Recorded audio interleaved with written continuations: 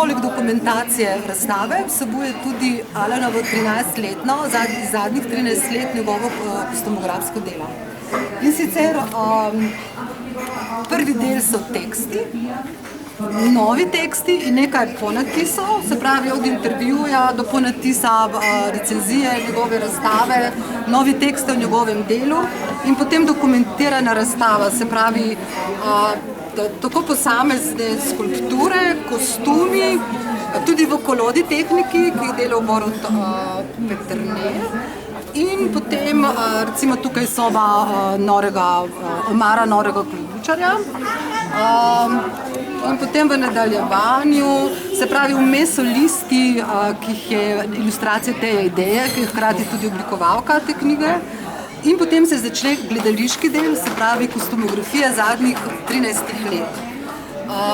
In pri tem delu je sodelovalo 34 fotografinj in fotografov s svojimi fotografijami, se pravi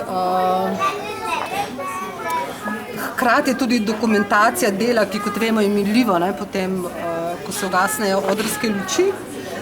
In se pravi v tem delu je gledališče, opera, sodobni ples, buto ples, vmes so skice Milanke in na koncu knjiga ima 500 strani, so tudi dokumentirane razstave, ki so bile v tem času, ker Alan ob tem, da dela kostume, tudi oblikuje skulpture in postavlja samostojne razstave. In na koncu knjige pa je tudi celotna dokumentacija tega dela.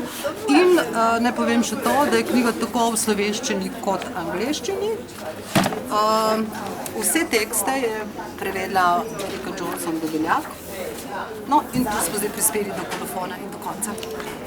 Hvala, Nela, tudi tebi čestitam za nagrado, to je lep uredniški dosežek. Najlepša hvala.